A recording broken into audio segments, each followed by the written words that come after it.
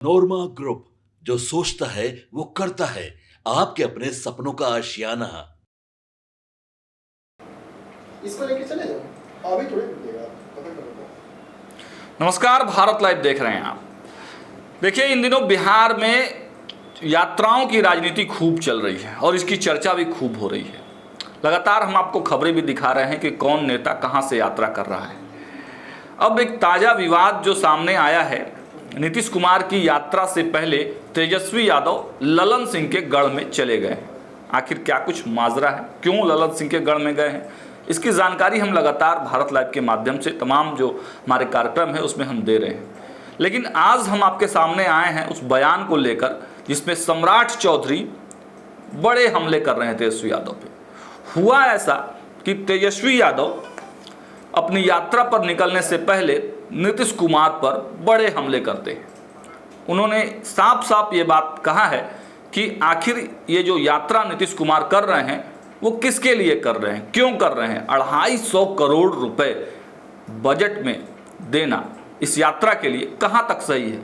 तेजस्वी यादव ने यह आरोप लगाया कि बाढ़ वालों को नहीं मिलता है, सुखाड़ वालों को नहीं मिलता है, विकास नहीं हो रहा है, महिलाओं का काम नहीं हो रहा है। फिर ये 250 करोड़ रुपए मुख्यमंत्री आखिर कहाँ खर्च करने वाले हैं, ये कैसी यात्रा है, यह सवाल उन्होंने पूछा है।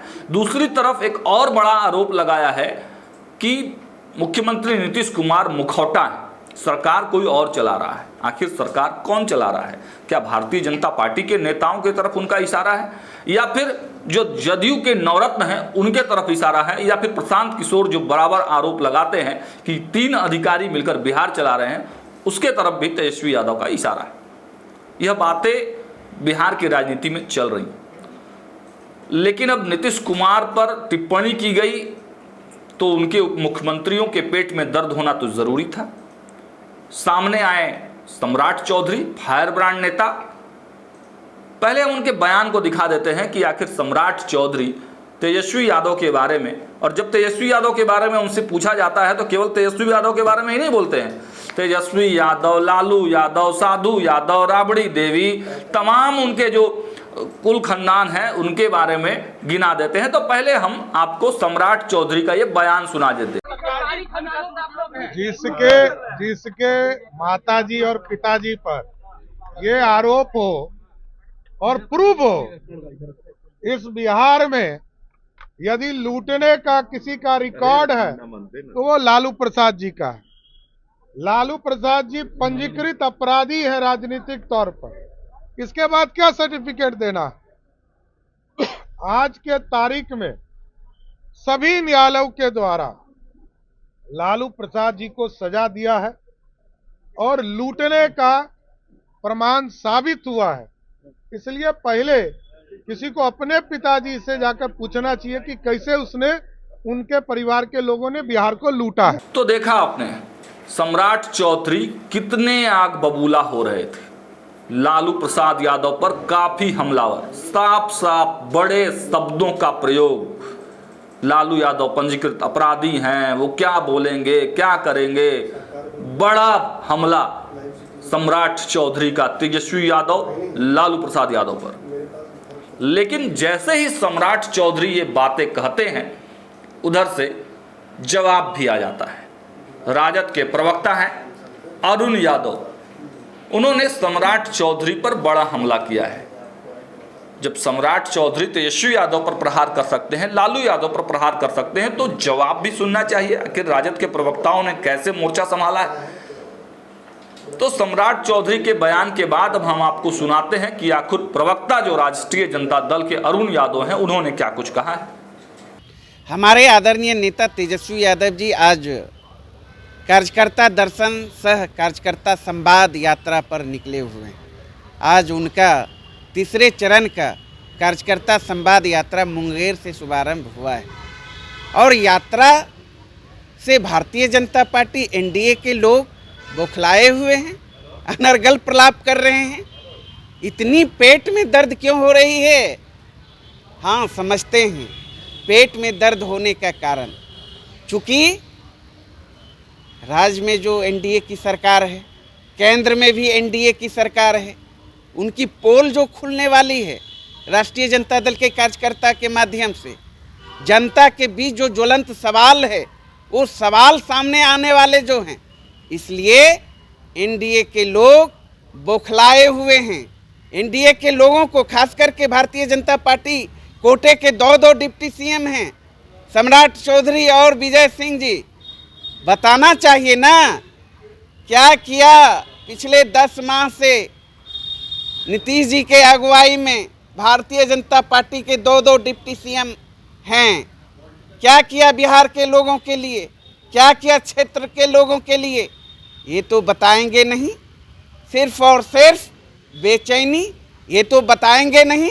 बिहार में आपराधिक घटनाएं चरम पर, भ्रष्टाचार चरम पर, पलायन चरम पर, चारों तरफ हाहाकार मचा हुआ है। बगैर चढ़ावा का एक भी काम नहीं आम आवाम का होता है सरकारी दफ्तरों में, तो इस पर मुंह में दही जमाए हुए हैं। पेपर लीक धड़ल्ले हो रहा है, अभ्यर्थी सड़कों पर आंदोलन कर रहे हैं। इस सवाल का जवाब देना, तो ये इस सवालों का जवाब नहीं देंगे और इधर उधर की बात करेंगे। इधर उधर की बात मत कर, काफिला बिहार का कहाँ लुटा, ये तो बता। बिहार की जनता तैयार बैठी है 2025 के बिहार विधानसभा चुनाव में तेजस्वी यादव जी को मुख्यमंत्री बनाने के लिए। तो देखा आपने अरुण यादव कितने हमलावर हो रहे थे। तेजस्वी यादव यात्रा के लिए मुंगेर गए हुए हैं और पटना में जब राजनीति गर्म हो रही है तो उनके प्रवक्ता मोर्चा संभाल रहे हैं। लेकिन अब राजद के जब प्रवक्ता ऐसी बातें बोल रहे थे तो जेडीयू के लोग भी कहाँ चुप रहने वाले थे। जेडीयू के मंत्री सामने आए और सीधे सीधे तेजस्वी को हड़का डाला। मंत्री जी हैं, हम उनका बाइट भी आपको जरूर दिखाएंगे, लेकिन किन शब्दों का प्रयोग करते हैं मंत्री जी, पहले उनके बाइट को ही सुन लीजिए। आखिर मंत्रियों ने क्या कुछ कहा है। सरकार का जवाब लेने का साहस उनको नहीं है। अगर सरकार से जवाब लेने का साहस है तो राज्य में जो महिलाओं का सशक्तिकरण हुआ, त्रिस्तरीय पंचायतों में 50% आरक्षण मिला और नगर निकायों में भी मिला, और 1 से लेके 8 तक के शिक्षक नियुक्ति में 50% आरक्षण मिला और 35% आरक्षण अलग से सरकारी नौकरियों में जो मिली है महिलाओं को, लड़कियों को। और महिला सशक्तिकरण की दिशा में बिहार में 10,63,000 स्वयं सहायता समूह बनाए गए। 1,31,00,000 परिवार तक नीतीश कुमार जी के दिशा निर्देशन में हम लोग पहुँचे हैं और 1,31,00,000 परिवार आज किसी परिचय के मोहताज नहीं है। वो आज 2 जून की रोटी के लिए आज हाथ किसी के सामने नहीं पसार रही है। वो यहाँ पर अपने बच्चों की पढ़ाई के लिए, बच्चों की दवाई के लिए और सामाजिक उत्सव के लिए, घरों में उत्सव के लिए आज किसी के आगे हाथ नहीं पसार रही है। ये काम हुआ है। उनसे पूछिए कि जीविका की दीदियों को जिस तरह से हमने आगे बढ़ाया है, जितने मेडिकल कॉलेज हैं, जितने हमारे हॉस्टल्स हैं, जितने हमारे हॉस्पिटल हैं, सभी में जीविका की दीदियों को हम रोज़गार दे रहे हैं। जितने तालाब हैं उसका निरीक्षण, देख रेख करने और उसकी आमदनी के लिए उनको हमने रोज़गार के लिए उनको खड़ा किया है। सिलाई के लिए, कटाई के लिए, बकरी पालन, पशु पालन के लिए, खेती करने के लिए अनेक प्रकार के रोज़गार से हम लोगों ने जोड़ा है। और जो काम बचा हुआ है उसको फीडबैक लेना है, जानकारी लेना है। माननीय मुख्यमंत्री जी डबल टटोलेंगे कि और हमारी महिलाओं को सशक्त कैसे बनाया जा सकता है, उनके परिवार को और कैसे मजबूती प्रदान की जा सकती है, और कैसे जो बचे हुए लोग हैं उनको आत्मनिर्भर बनाया जा सकता है। तो इसलिए इसका उपयोग है, दुरुपयोग नहीं, सदुपयोग है। जहां आधी आबादी को जब संबल देने के लिए, उनको मजबूती देने के लिए, उनके लिए कोई योजना बनती है तो विपक्ष के नेता लोग को पेट में दर्द होता है, सिर में दर्द होता है। सिर में दर्द हो, पेट में दर्द हो, पाँव में दर्द हो, 2025 में उसका पूरा इलाज किया जाए। मंत्री जी छापेमारी क्या कहेंगे? जो भी बिहार में गलत काम करेंगे, कानून को अपने हाथ में लेंगे, उनके विरुद्ध सख्त से सख्त कार्रवाई होगी। न कोई बचा है और न कोई बचने वाला है, और एक सिरे से उनके ऊपर सख्त कार्रवाई होगी। तो देखा आपने, बिहार सरकार के मंत्री हैं श्रवण कुमार, तेजस्वी यादव को हड़का दिया। साफ साफ उन्होंने कहा है कि तेजस्वी यादव को कोई अधिकार नहीं है कि नीतीश कुमार की यात्रा के बारे में टिप्पणी करे। नीतीश कुमार बिहार को सुधारने के लिए यात्रा पर निकले हुए हैं, समीक्षा करने के लिए निकले हुए हैं, महिलाओं से मिलने निकले हुए हैं। ये सब बातें तो वो कहते ही हैं, लेकिन अंत में तेजस्वी यादव पर बड़ा प्रहार जदयू के मंत्री कर रहे हैं। उन्होंने कहा है कि देखिए, इलाज कर देंगे।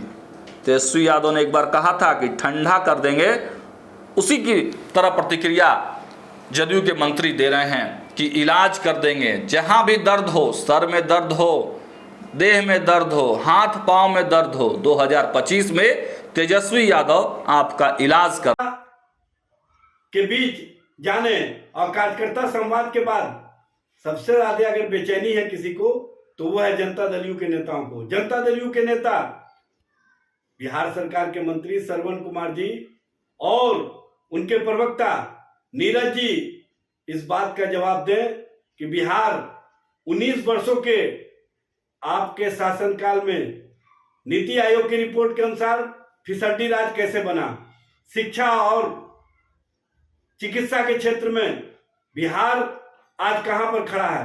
बिहार में विकास के सारे आयाम रुके पड़े हैं। बिहार में महिलाओं पर अत्याचार की घटनाओं में वृद्धि हुई है। महिलाएं त्राही त्राही कर रही हैं। सृजन घोटाले को सभी लोग जानते हैं, और मुजफ्फरपुर शेल्टर होम का मामला, गाय घाट शेल्टर होम का मामला, पटेल नगर शेल्टर होम का मामला, ये सभी कहीं ना कहीं बच्चियों के साथ और जो महिलाएं हैं उनके साथ किस तरह के व्यवहार हुए हैं, ये सबको पता है। बिहार शर्मसार महसूस किया था जब मुजफ्फरपुर शेल्टर होम हुए थे। बिहार में किस तरह से मासूमों के साथ उनकी अस्मत लूटी जा रही है, उनके साथ बलात्कार की घटनाएं हो रही हैं, उनके साथ अत्याचार यौनाचार की घटनाएं हो रही हैं, लेकिन अपराधी पकड़े नहीं जा रहे हैं। अपराधियों का बोलबाला है। बिहार में सरकार का इकबाल समाप्त हो गया है। बिहार में नौकरी और रोजगार के नाम पर 19 सालों में आपने जितना नौकरियां नहीं दी, तेजस्वी प्रसाद यादव जी ने अपने कार्यकाल में महागठबंधन सरकार के रहते हुए 5.5 लाख के करीब नौकरियां, 3.5 लाख के करीब रिक्तियां छोड़ करके और बिहार के विकास को नए तरीके का आयाम दिया। बिहार को पर्यटन। तो देखा आपने, जदयू के जो मंत्री थे किस प्रकार बयानबाजी कर रहे थे, लेकिन जदयू के इस प्रकार के बयानबाजी के बाद अब राजद भी कहां चुप रहना था। राजद के भी जो प्रवक्ता हैं वो सामने प्रकट हुए। हम आपको पहले सुनवा देते हैं कि राजद के प्रवक्ता एजाज अहमद क्या कुछ कह रहे हैं। तो आपने देखा कि जब मंत्री और तमाम जो जदयू के बड़े नेता थे वो तेजस्वी यादव पर हमला कर रहे थे, तब इस बयान को सुनकर जो प्रवक्ता है राष्ट्रीय जनता दल के, वो आग बबूला हो गए और तुरंत ही बयान जारी करके, फरमान जारी करके तरह तरह की बातें करने लगे। आपके सपनों को हमने सजाया है, ई होम्स पैनोरामा को हमने बनाया है। ई होम्स मेरा एक सपना था जिस पे मैं पिछले 4 साल से काम कर रहा था। हमने जो बनाया है वो सबने है माना। ई होम्स पैनोरामा में हो आपका भी आशियाना। और फाइनली हमने 2021 में इस प्रोजेक्ट को लॉन्च किया। बहुत लोग अप्रिशिएट कर रहे हैं कि पूर्णिया जैसे शहर में, बिहार के, एक तो बिहार की बात करें उसमें भी पूर्णिया जैसे छोटे जगह में इस तरह का लाइफस्टाइल देना, ये सुन के हम लोगों को बहुत अच्छा लगता है। ई होम्स में हमने कुछ और भी किया है, जैसे हम जिस जगह में रह रहे हैं हमारे फैमिली सिक्योर हो, उनको सिक्योरिटी का ध्यान में रखा है। आपकी सुविधा और सुरक्षा आपके लिए खास है। ये आपका विश्वास है। इसमें आर्टिफिशियल इंटेलिजेंस का 7 लेयर सिक्योरिटी का हमने इस्तेमाल किया है। लस ग्रीन कैंपस को बनाया है। यदि हमारा बाउंड्री वाल है तो वो वर्टिकल गार्डन है। ये जितनी भी फैसिलिटी होता है एक इंटरनेशनल टाउनशिप में ई होम्स है, ये हम लोग विश्वास नहीं कर पा रहे हैं। जो भी हमारे मित्र दोस्त या जो भी हमारे बाहर के बाहर आते हैं तो हम लोगों को बहुत अच्छा सुनने को मिलता है और बहुत अच्छा क्रेडिट मिल रहा है। वो सारा हमने सिर्फ एक बिल्डिंग नहीं बनाया, हमने एक बहुत अच्छा लाइफस्टाइल दिया ई होम्स में, और मेरा एक सपना था जिसको मैं आज फुलफिल होते हुए देख पा रहा हूँ। ये आपका आवास है। ई होम्स पैनोरामा में अब आपका निवास है। E homes Panorama, luxurious lifestyle redefined. Panorama group, जो सोचता है वो करता है। अगर ये वीडियो पसंद आई और वह बिहार के राजनीति और बिहारियत से सरोकार रखेनी तो सब्सक्राइब बटन दबा के चैनल के सब्सक्राइब कर ली। ओजे एगो घंटी बा, ओकरा बटन दबा देला से कुल सटीक और मारक खबर रुआ मुफ्त में मिल जाई।